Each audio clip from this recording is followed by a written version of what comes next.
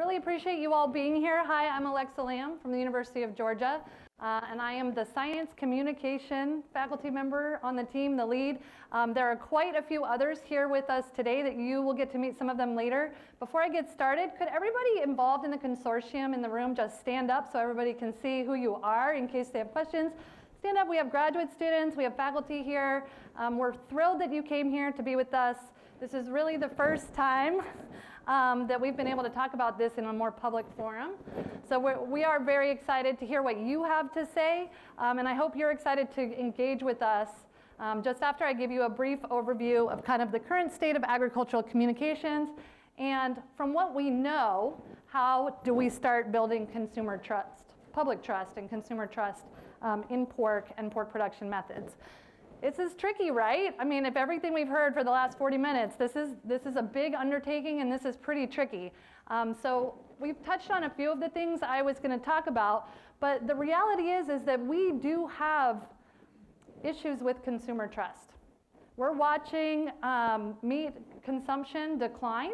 There's a lot of information, big time campaigns out there focused on a plant-based diet.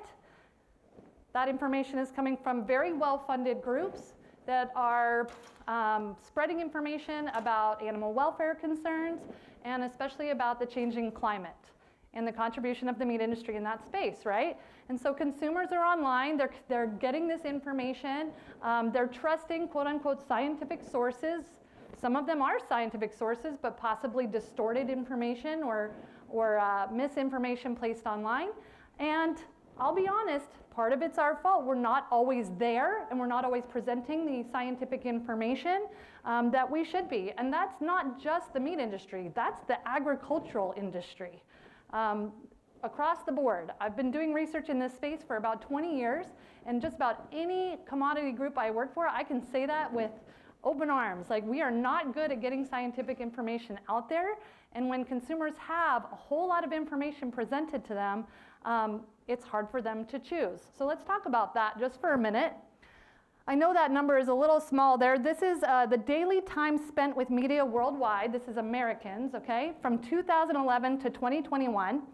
You'll see in 2011 we spent about 419 minutes, and then we've steadily increased up to 495 minutes. That is how much time we spend looking at our phones, looking at our screens, looking at our TVs. 495 minutes a day, 8 hours and 15 minutes a day we spend on media. That is a ton of information we are consuming on a regular basis. And neurologists will tell you that our minds were not developed originally to process this kind of information at this rate. It's an unbelievable amount of information we're bombarded with.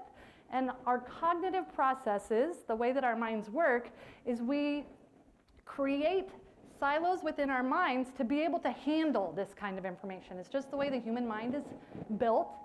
And so we immediately take in information and we dismiss it subconsciously. It's why sometimes you get in your car after work and you drive home and then you're like, whoa, what just happened in the last 15 minutes?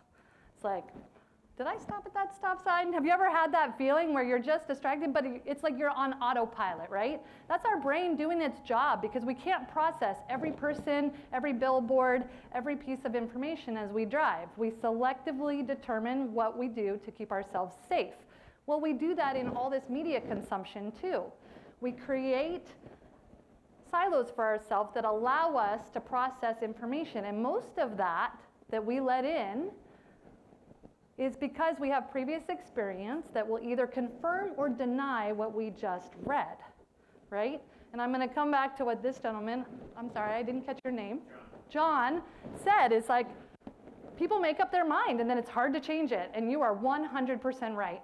Because the human mind does that because we make a decision and we move on because we have 30 other decisions to make. And it's like, well, I already made a decision, I'm not eating GM food, and so I'm always going to look for that no GM label, non-GM label, right? And that's been proven through science communication research, and it's very hard to break that. It's tricky, right? And so when people make a decision because they've received a lot of information from a lot of different sources about the impact of the meat industry on the environment or the impact of what we do to produce swine on the animals themselves, they make a decision, it's very hard to change that because they've created this track in their mind and they have 10, 15, 20, 30 other things they have to think about. And so it's just, I've made that decision, I'm always gonna buy chicken, and I'm moving on, right? So how do we get through this? How do we get through this amount of information to get people to pay attention to what we want them to?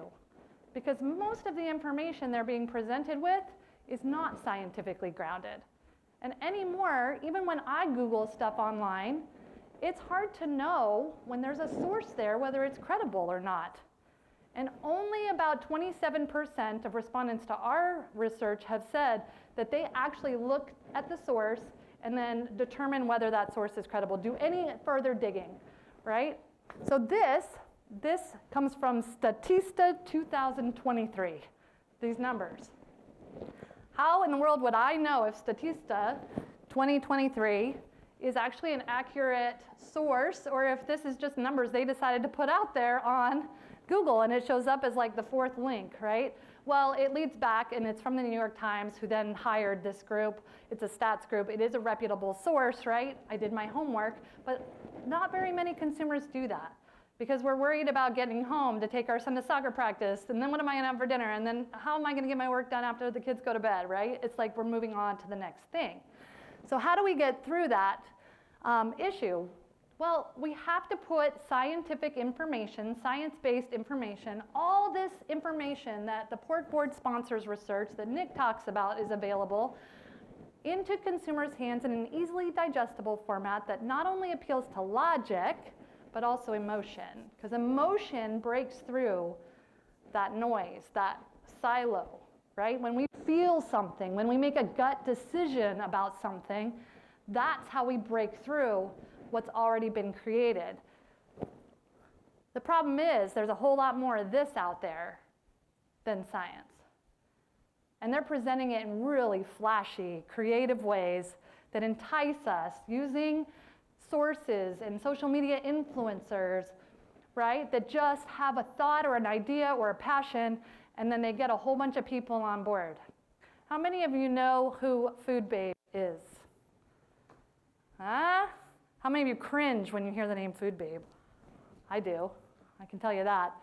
She can reach more people in 1 second on her computer than I will reach in my entire career. It's unbelievable. And she's one person who has a large amount of influence on American food diet choices, right? Like, how do we compete with that? And a lot of people trust her because she appeals to their emotions, where us as a scientific community, as producers, rely on science to do that.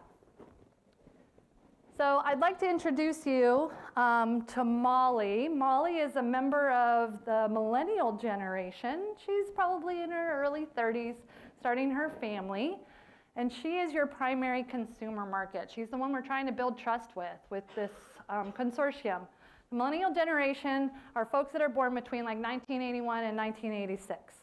They hold the majority of the consumer power in our country right now. They are also extremely invested in the democratic process and show up and vote, okay? So they're the ones, the public that are influencing legislators, decision makers. These moms, they're the ones that during COVID-19 shut down some of our markets because they were so adamant about food safety concerns during that time because of a lot of misinformation, disinformation on the spread of COVID on packaging. So in certain places, food didn't get distributed in food deserts. People didn't get access to food because of people like Molly. But Molly is also very invested in her social circles. She gets most of her information on Facebook, Instagram, and now Threads, which is the new Twitter. I mean, it's Meta, but it's taken over Twitter since Twitter's dead. But more than anything, she's influenced by her peers, social norms, all the moms talking to each other, making decisions together about what they're going to eat, what they're going to bring, what they're going to buy, what they're going to support, what they're not going to support, and how they're going to vote. Okay, so this is one of our main target markets in building consumer trust. But this is where she gets her information. It's through social structures, social norming, and there's an unbelievable amount of power and pressure in that. Here's our other main consumer market. This is Brian and Melissa. They're part of the Gen Y generation. They will take over millennials very quickly as the major market.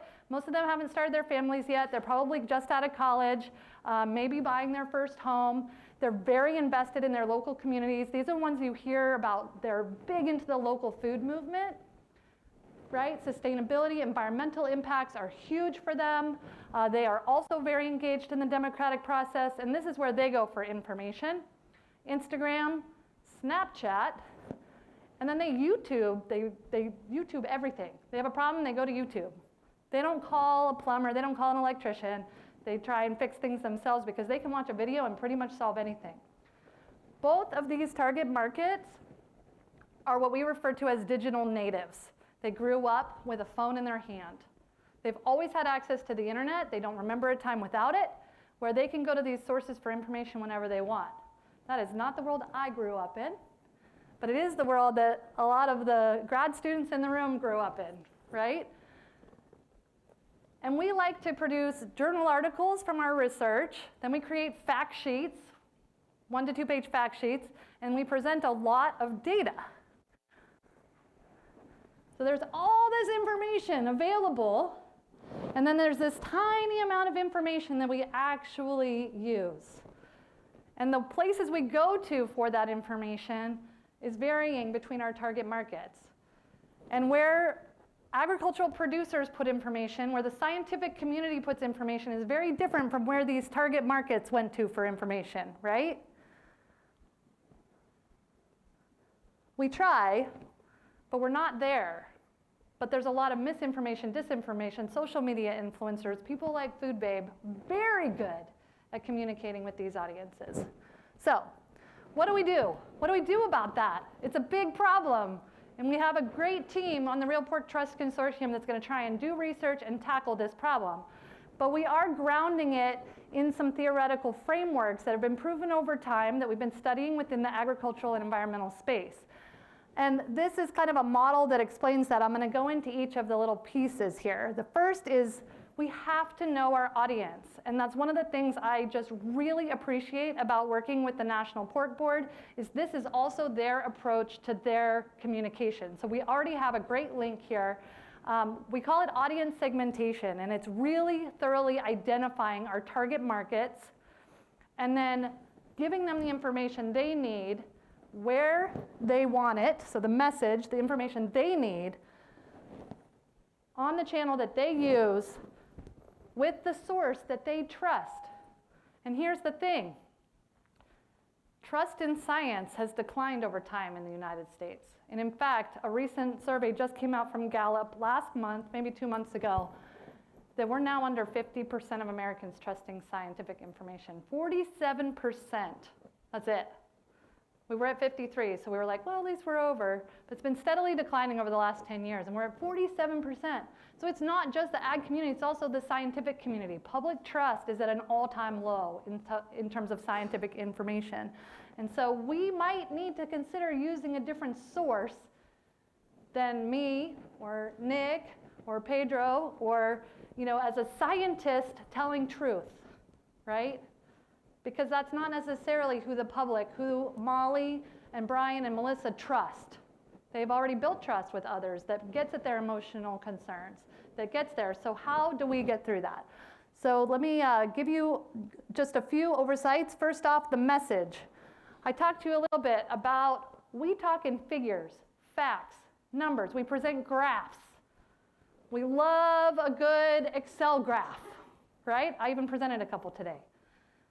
The truth is this is not the way people want to consume information. They don't want to have to decipher a graph and try and figure it out and look for the source and go to the source credibility. They don't do it anyway.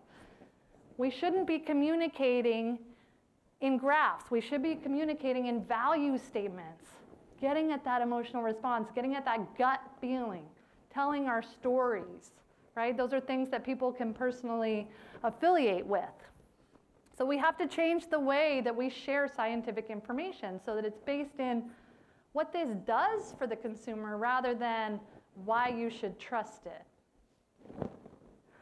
The second is the channel, and I already alluded to this, sharing with you the different channels that these audiences use. But there's so many channels, and it's really hard and expensive to be on all of them. First off, we're really good at creating websites. And we will have a website for the consortium because you have to have a landing page. You have to have somewhere people can go to get more information. But websites are important, but they should not be your only channel of communication. Did you see that on any of the slides around the audiences, that that's where they go for information? They don't go to websites. They go to Facebook and Snapchat and YouTube, right? We're not seeing a lot of news use either. So we can write press releases, we can be out on the AP, but we're not seeing a lot of news consumption among these target consumer audiences either that are guiding the market. They are listening to a lot of podcasts in their cars on the way to and from work. Podcasts are pretty popular, but they have to be entertaining. So they have to be engaging, entertaining, and it is something we want to try. And we're going to try it, and we're going to do some research on if podcasts could work for us. And then these are the channels that our target audiences are on: Facebook, Threads, Instagram, Snapchat, and YouTube. And so we have to try and figure out what's the best place for us to be presenting information about environmental sustainability. That might be Threads, but animal welfare might be Instagram. We don't know yet because we haven't gotten to that level of nuance, but we plan to. Finally is source. It's the last piece of the puzzle, and I would argue that this is probably the most important, but also the most intimidating. Because it's really easy for us to put together a podcast and me to interview Nick, right? And put it out there. I was on the Swine podcast just this last week, right? I mean, that's something that we feel comfortable with, talking to each other. I don't know how many people want to listen to that outside of our social circles. I'm guessing most consumers aren't going to Swine it, right? I mean, and they're probably not going to come to the Real Pork Trust Consortium podcast either. How do we get a source that consumers trust, that they're excited to listen to, right, that they already are there with? And maybe that is one of the things we propose to the pork board and we're hopeful to make happen, is to use some chef influencers that use pork in their cooking, right? And they're well known already, well respected, they've been on TV. And they're excited about helping the meat industry do a better job because that helps them in their process too. And so how can we create collaborative relationships with people who already have a following and have them transfer that information instead of us? And so it's really about that partnership with sources that consumers trust that's going to be really important. I can tell you, based on my own research as well as a lot of others, that the source, one, is probably the most important, and two, that people trust those that look, talk, and act like them. We like to think that we're really open to hearing from everybody, but we're not. We have our own bias, right? I just talked to you about these folks, moms go to other moms for information, right? These young folks, they go to other young folks that show up at the farmer's market with them, that look like them, that are excited about things the way they are. We like to create what we call echo chambers in my field because they make us feel good, because people agree with us. So we go to them over and over again as sources of information because they make us feel good. They make us feel like, oh, okay, I'm growing, I'm thinking. We got to figure out how we can make different sources proactive about sharing scientific information related to the swine industry. And we can't expect one size to fit all. And when we do that, we're making a mistake and we're shooting ourselves in the foot.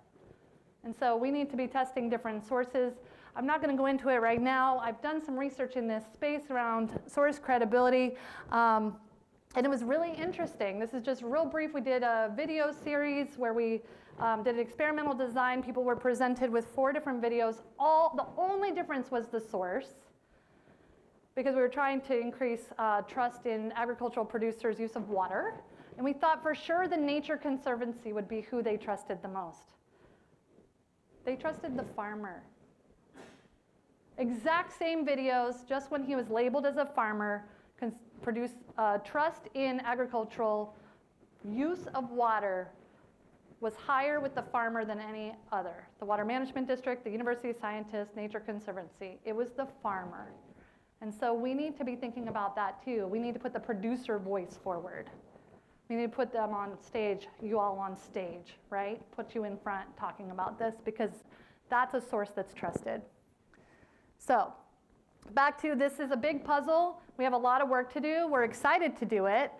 If you ever have any questions, you can reach out to me directly. I'm happy to. We will have updates here. We will have the Real Pork Consortium website launched in the next couple of months, and we'll be sharing that information broadly. And we're really excited to have you here and engage in this conversation.